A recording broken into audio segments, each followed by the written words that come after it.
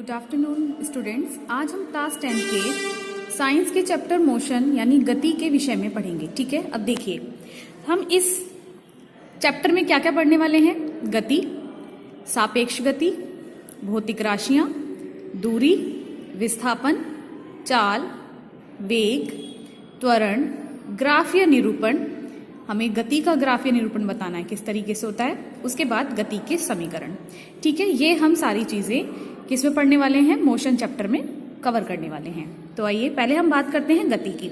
देखिए गति क्या होती है। यदि कोई वस्तु समय के साथ अपनी स्थिति में परिवर्तन करती है तो उसे गति कहते हैं। सपोज ये कोई एक ए पॉइंट है और इस इंसान को, ये जो व्यक्ति यहाँ खड़ा है, इसको बी पॉइंट पर जाना है। ठीक है, इसको कहाँ जाना है, बी पॉइंट पे जाना है। सपोज ये इसका घर है और ये इसका स्कूल है। इसको ए से बी पर जाने के लिए कुछ ना कुछ टाइम लगेगा। ठीक है, इसलिए कहा गया है कि समय के साथ। ठीक है, अगर समय के साथ आपकी स्थिति में अंतर हो रहा है, ठीक, तो वो क्या है, गति कहलाती है। तो आपने क्या करा, यहां से यहां जाने में आपने मोशन किया है। ठीक है, आप यहां थे, अब आप यहां पहुंच गए, तो ये क्या हुआ, आपने गति करी है ना इतनी।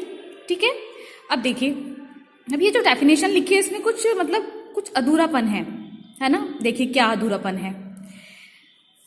जब ये व्यक्ति ए यहां पर खड़ा हुआ है, उसके बाद ये बी पॉइंट पर पहुंचा, ठीक, तो इसकी पोजीशन जो है ए, वो कैसी है, वो रेस्ट मोशन में है, यानी विराम अवस्था में है। तो कहने का मतलब ये है, कमी ये है कि इसमें विराम अवस्था नहीं है, यानी स्थिर बिंदु नहीं है।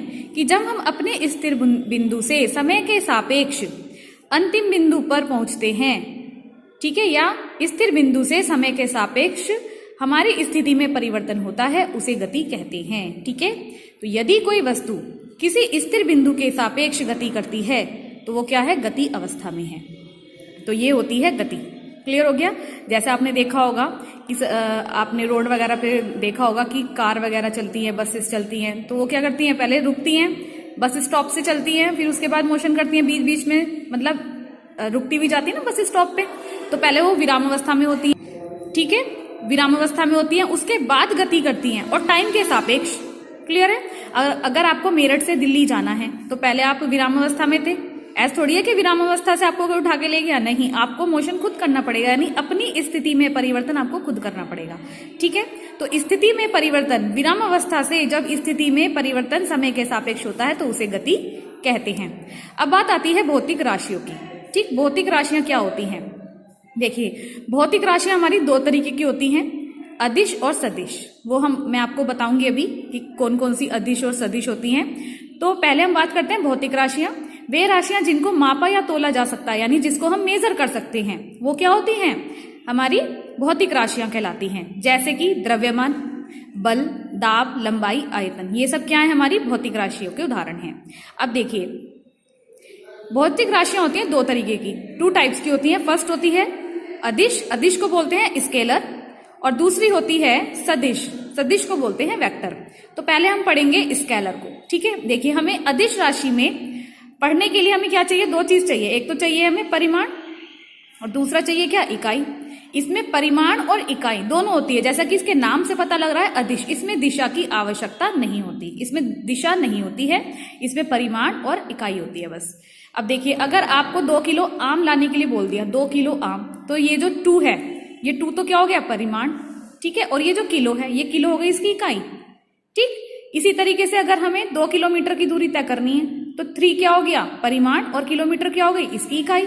ठीक है, इसमें आपने क्या मेजर करा, द्रव्यमान, और किलोमीटर में आप क्या मेजर करते हैं, दूरी। तो इसमें हमें दिशा की आवश्यकता नहीं होती। ऐसा नहीं है कि हमें उत्तर दिशा में जाना है जी, ऐसा नहीं है। दूरी हम कोई सी भी दिशा में भी मेजर कर सकते हैं।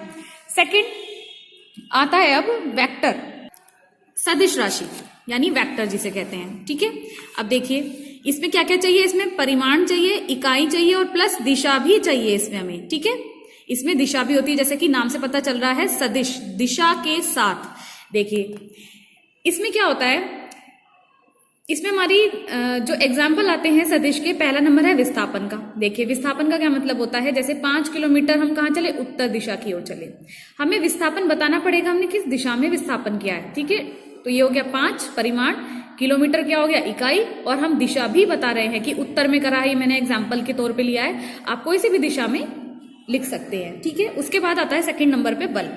बच्चों जब हम बल लगाते हैं किसी चीज को, जैसे कि हमने दरवाजे को खोलने के लिए बल लगाया, मैंने बोला कि दरवाजा बंद कर दो, तो इसको हम मेजर कर सकते हैं। जैसे 5 न्यूटन का बल लगाया हमने दरवाजे को अंदर खोलने की तरफ या फिर बाहर, तो ये हमारी दिशा डिपेंड करता है, यानी बल में हमें दिशा की आवश्यकता होती है।